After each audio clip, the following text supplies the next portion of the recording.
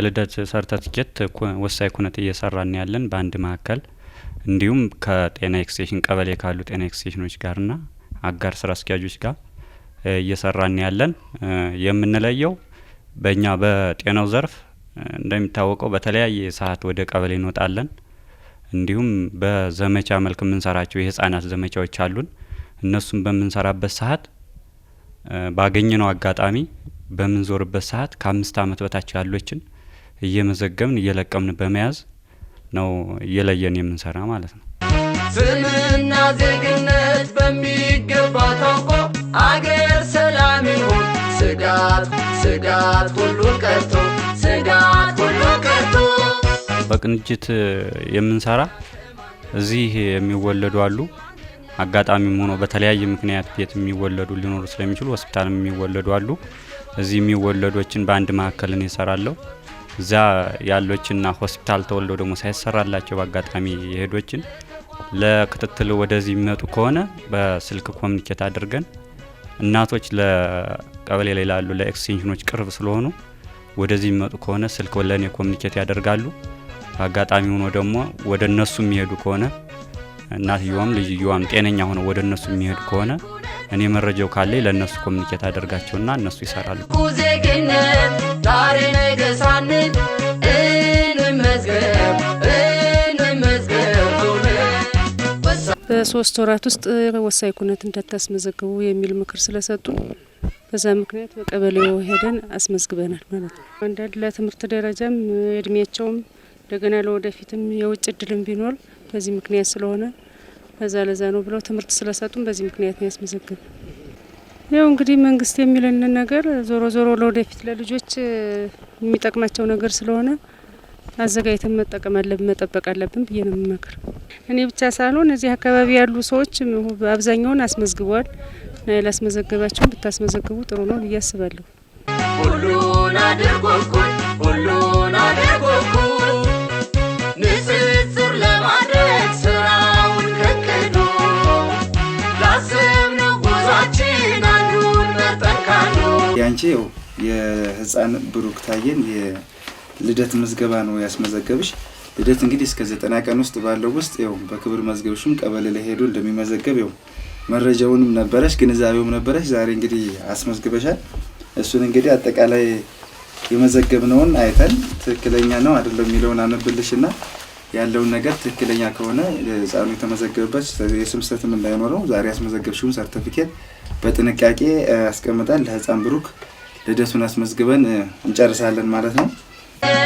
ዛሬ ነገ ሳንል እንመዝገብ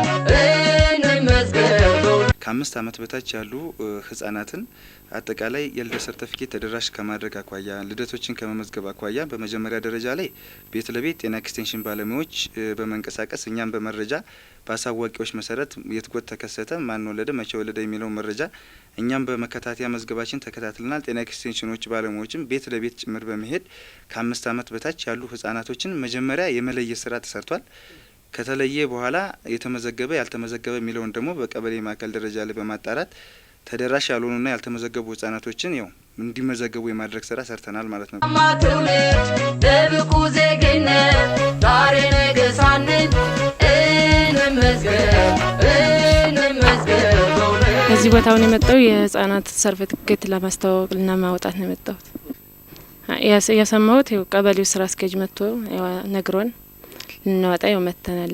ጥቅም አለው። የዜግነትን ግዴታችንን እኛም ልንመወጣት እነሱንም ግዴታቸውን ለማሳወቅ በዜግነትና ያው ሲያድጉ ስለሚጠቅማቸው የነሱ እኛ ግዴታችንን እንወጣለን።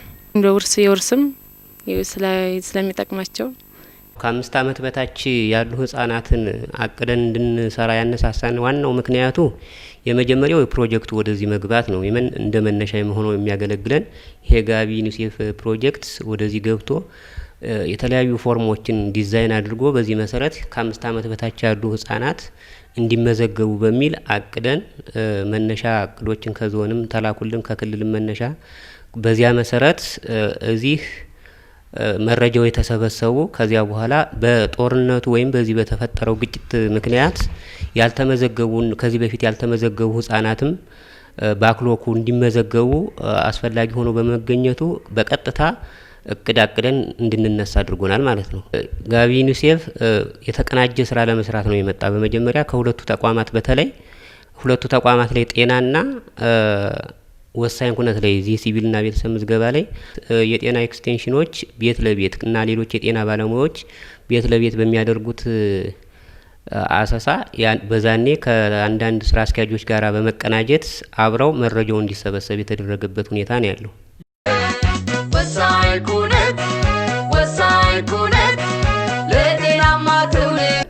ወሳኝ ኩነት የሚጠቅመው አላቻ ጋብቻ እንዳይፈጸምባቸው ትክክለኛ እድሜን ለማወቅ የመሬት ውርስ ለመከላከል እና ወደ ውጭ ለመሄድ ልጄን የልደት ምዝገባ አስመዝግቤ የምስክር ወረቀት እንዲኖረው አደርጋለሁ።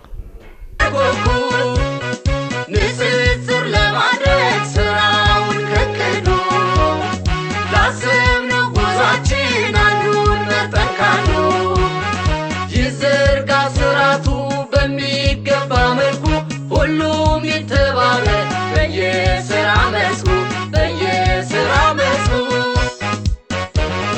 መመዝገብ ይገባል። የወሳኝ ኩነት ትምህርትን በመሰል የሰሩ ሀገራትን ችግር የነበረው የመረጃ ጣጣ ሁላችን ተባብረን ከክንዳችን ይውጣ። ሁላችን ተባብረን ጋቢ ዩኒሴፍ ከመምጣቱ በፊትና አሁን ከመጣ በኋላ በጣም ውጤታማ ሆነናል።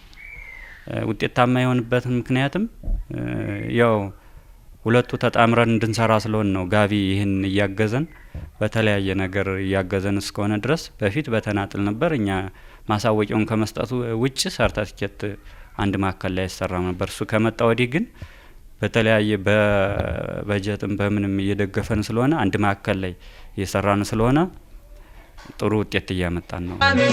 ስጋት ሁሉ ቀርቶ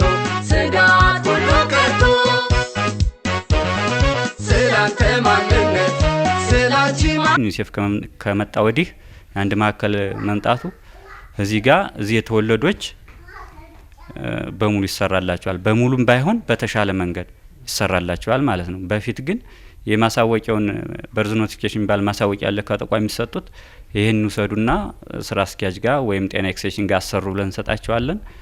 በተለያየ ምክንያት ሳይሄድ ይቀርና ሳይሰራ ይቀራል ማለት ነው። ስለዚህ አሁን በተሻለ ዩኒሴፍ ከመጣ ወዲህ አንድ ማዕከል ምዝገባም ተቋቋመ። አንደኛ እነሱ ጋር እኛ ተሳስረን እየሰራን ስለሆነ በዘመቻም በምንወጣበት ሰዓት የህፃናት ክትባት በተለያየ ዘመቻ አለ። በዛ በምንወጣበት ሰዓት አቀናይተን እየሰራን ስለሆነ አሁን በጣም የተሻለና ጥሩ ውጤት እያስመዘገብን ያለን።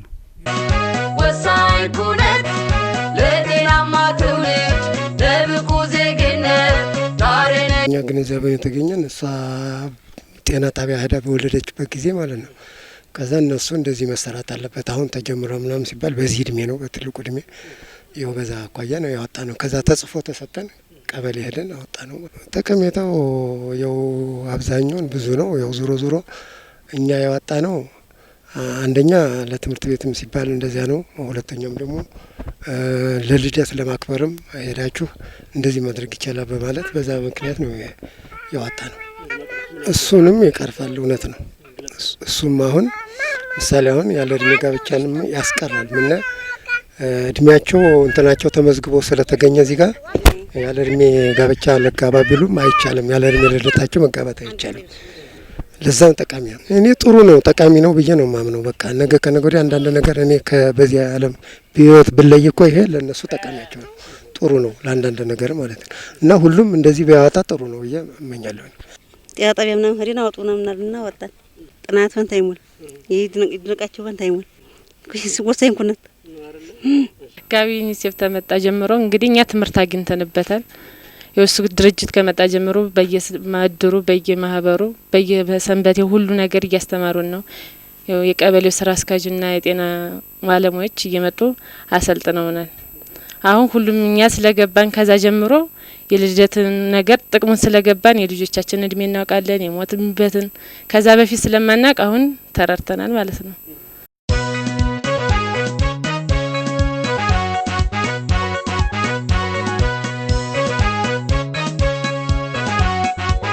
የህፃናት ኩነት ለማሰራት የወጣው ወሳኝ ሁነት ለማሰራት መጥቻለሁ። ለህፃናቶች እያስተምሩናል።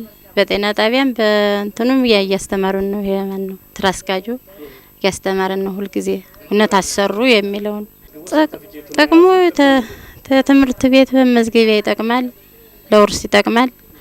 ተምረው ውጭ ቢደርሳቸው ለማህጃ ለመዝገቢያ ይጠቅማቸዋል።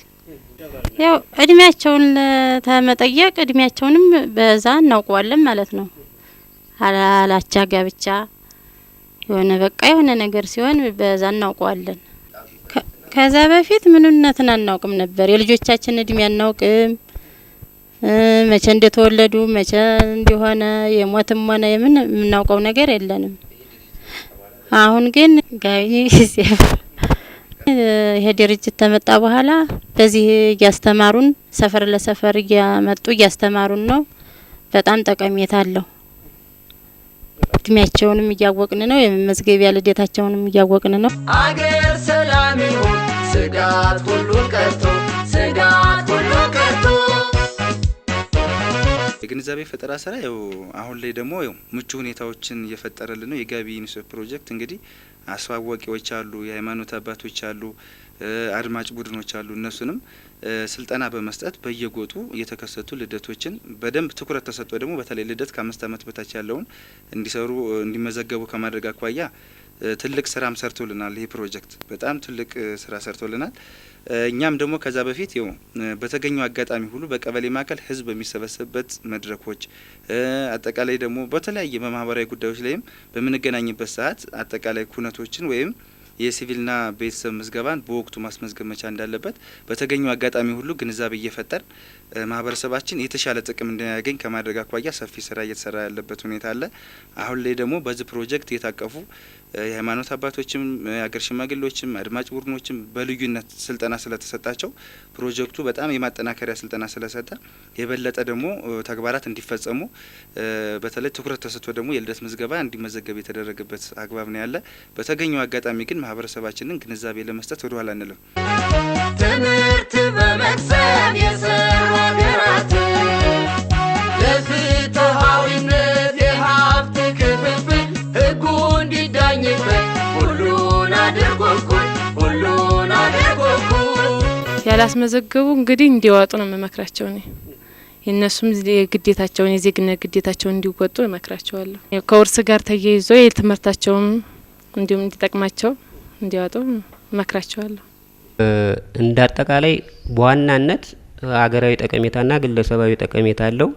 ይሄ ከ5 ዓመት በታች ያሉ ህጻናት በተለይ ይሄ ድርጅት ባይመጣ ጋቢ ሴፍ ባይመጣ ኖሮ በዋናነት ቅድም እንደገለጽኩት መጀመሪያ 2 ዓመት ላይ በተለያየ ምክንያት ምዝገባው ተቋርጦ የነበረውን በዛው ሊቀጥል የሚችልበት እድል ነበረ። ምክንያቱም ምቹ ሁኔታዎች ላይ ፈጠሩ ይችሉ ነበር። አሁን በበጀትም በስልጠናም እኛ ወረዳ ላይ ያለ አካልም ስልጠና ይወስዳል፣ ቴክኒክ ኮሚቴውም ስልጠና ይወስዳል፣ መዝጋቢ አካላትም ስልጠና ወስዷል። መመሪያዎች ሲሻሻሉ በመመሪያዎች ላይ ኦሪንቴሽን፣ በአዋጆች ላይ ኦሪንቴሽን ይሰጣል። በእያንዳንዷ ተግባር ላይ ሰፊ ግብዓት ስለነበረው አቅርቦቶችንም ለማቅረብ እድሉ ስለነበረ በዚህ አማካኝነት የመጀመሪያው ተቋማዊ ጠቀሜታ እንደነበረው የሚያሳየን ሲሆን ግለሰባዊ ጠቀሜታውን ደግሞ በተለያየ መልኩ ይጉላሉ የነበሩ ህጻናት ምዝገባቸው ሳይከናወን ቀርቶ እነዚህ ህጻናት በጤና መድን ከወላጆቻቸው ጋር አብረው አባል ለመሆን እና ለመመዝገብ እንዲያግዛቸው ውርስ ለመውረስ ወደ ውጭ ፕሮሰስ ለመሄድ ከተለያዩ ተቋማት የሚያገኙትን ጥቅም እና የሚከበርላቸውን ጥቅም ሰርቲፋይድ በሆነ ሰርቲፊኬት ይዘው እንዲንቀሳቀሱ በማድረጉ ከፍተኛ የሆነ ጠቀሜታ አለው። ወላጆቻቸውን በትክክል ለማወቃቸው አባትነታቸውን እንዲህ እነዚህ አይነት ጠቀሜታዎች ስላሉት የማይተካ አስተዋጽኦ አድርጓል የሚል እምነት ነው ያለን። ጋቢ ሴፍ ዜግነት በሚገባ ታውቆ አገር ሰላም ይሁን ስጋት ሁሉ ቀርቶ ስጋት ሁሉ ቀርቶ ቤተሰብ ሲቪልና ቤተሰብ ምዝገባን ማስመዝገብ እጅግ በጣም አሳሳቢና በጣም ብዙ ዘርፍ ጥቅም ያለው ስለሆነ ማህበረሰባችን እየተጠቀመበት ያለበት ሁኔታ አለና ይሄ ደግሞ ያው ልደትን ማስመዝገብ በወቅቱ እጅግ በጣም ወይም ደግሞ ዘርፈ ብዙ ጥቅሞች አሉት። ለመጀመሪያ ጊዜ አባትነትን ማወቅ ሊሆን ይችላል። እድሜን መሰረት ያደረገ ጥቅም ለመጠቀም፣ ትምህርት ለመመዝገብ፣ የውጭ ፕሮሰስ ቢያገኛት አባትነትን ለመለየት፣ የውርስ አገልግሎት ለማግኘት ሙሉ በጣም ዘርዝረን የማንጨርሳቸው ጥቅሞች ስላሉት ማህበረሰባችን በተገኘው አጋጣሚ ሁሉ ይሄን ግንዛቤ ሰጠናልና እሱ ደግሞ ማህበረሰባችንን በመረዳት ወቅቱን ጠብቆ ከማስመዝገብ አኳያ አሁን ላይ ያለው እጅግ በጣም ጥሩ ግንዛቤም ተሰጥቷል። ማህበረሰባችንም በዛ ልክ እየመጣ የሚያስመዘግብበት እድሎችን ተፈጥሮለታል ማለት ነው። በፊት እንግዲህ የመቀስቀስ ወይም ደግሞ ጥሪ እየተደረገለት ነበር። አሁን ላይ ግን ጥቅሙ ስለገባው ወይም ስለተረዳን ግንዛቤውንም ስለያዘልን ማህበረሰባችን ወቅቱን ጠብቆ ራሱ መጥቶ የሚያስመዘግብበት እድል እየተፈጠረ ያለበት ሁኔታ ነው ያለው። ጤና ኤክስቴንሽን ባለሙያ ጋር አብረን የምንሰራ አንድ ቴክኒክ ኮሚቴ ናት። ይኸው መደበኛ ስራም ለመስራት አጠቃላይ ከዚህ በፊት ይሄ ጋቢ ዩኒሴፍ ፕሮጀክት ከመምጣቱም በፊት አንድ ቴክኒክ ኮሚቴ ናት። ስለዚህ እሱን ከማስቀጠል አኳያም ያው በየወሩ አጠቃላይ የተከሰተን ልደት ልቅም አድርገን መረጃ እንቀያየራለን። ለፍትሃዊነት የሀብት ክፍፍል ህጉ እንዲዳኝበት ሁሉን አድርጎ እኩል ሁሉን አድርጎ እኩል ኩነት ማሰራት ወይም ምዝገባ መፈጸም በጣም ዘርፈ ብዙ ጠቀሜታዎች አሉ። ከነዚህም ጥቂቶቹን በጥቂቶቹ ስናነሳ አንደኛ የልጆቹ ወደ ትምህርት ቤት በሚገቡበት ሰዓት ኩነት አስፈላጊ ነው ማለት እድሜውን በትክክል ለማወቅ ማለት ነው። ከዛ አልፎ የተለያዩ ፕሮሰሶች አሉ። ለምሳሌ አንድ ተማሪ ተምሮ የትምህርት እድል ስኮላርሽፕ ቢደርሰው ለስኮላርሽፕ ፕሮሰስ አስፈላጊ ነው ማለት ነው፣ ፓስፖርት ለማውጣት።